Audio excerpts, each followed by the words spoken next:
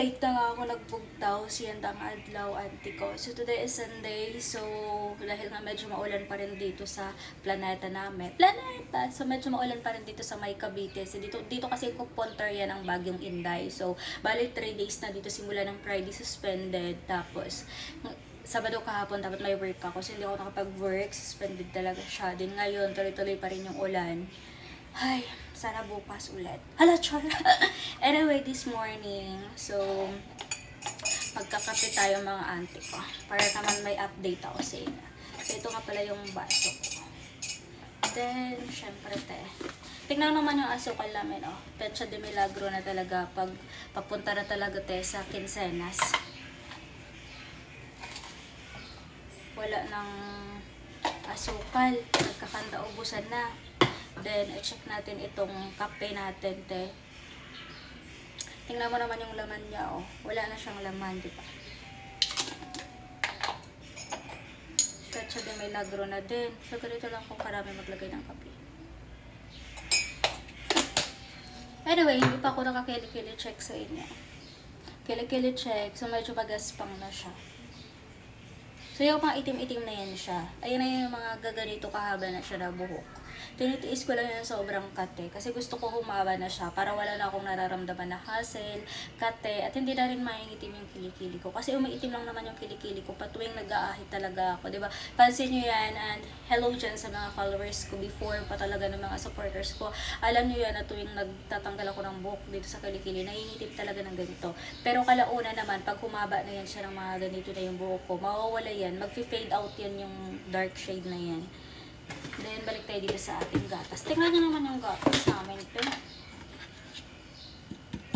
Pecha de Milagro na talaga. Diba? Pecha de Milagro na talaga. Ganon pag Quincenas na. Ay.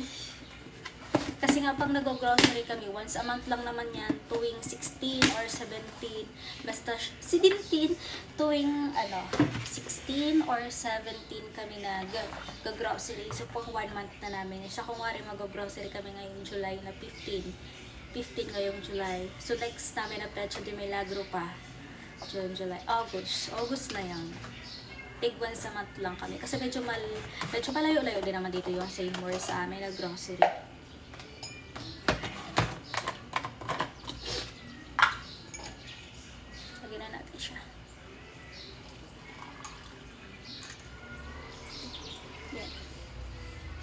Hindi kasi ako mahilig. Hindi lang ako, kumbaga lahat dito ng tao sa loob ng bahay, hindi mahilig magkape ng 3-in-1. Kung wari coffee ko, blanca, ganyan. Or greatest white. Hindi kami mahilig sa ganon kasi hindi namin makontrol yung sugar. Kasi lahat dito ng tao sa loob ng bahay, mataas kasi yung sugar. So, pag ikaw kasi yung nagtitimpla, kontrolado mo talaga yung sugar. Katulad nito, o kalahating asukal lang ito nilagay ko.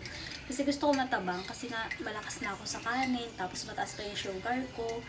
Wala, Diyos ko, paano na lang pag nag-edad tayo nito ng 50, baka hindi na tayo nito matuluyan, umabot pa ng 60. Diba?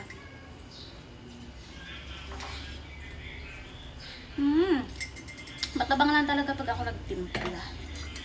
Kailangan, gusto ko pa rin mas malasahan ko tong kape.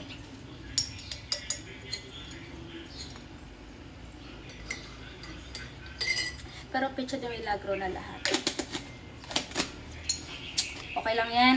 Hindi lang naman kami dito sa buong mundo yung nag-Pecha de Milagro, diba? Normal lang naman yata yan sa mga Pilipino kasi maliit nga yung sweldo natin.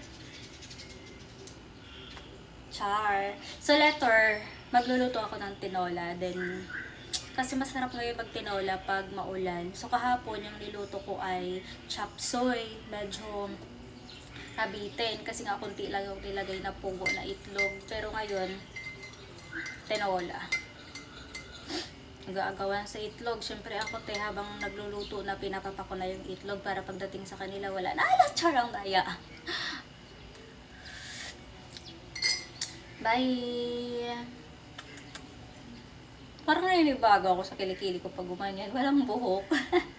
Hindi katulad dati pag gumanyan ako. Pero parang sexy ko tingnan pag may buhok, diba? Aminin mo sa hindi. Yan talaga yung pinaka-best na pag tumingin ako sa camera, pag mayroon akong buhok sa kilikili, pag gumanyan ako, parang iba yung aura ko. Yes. Bye!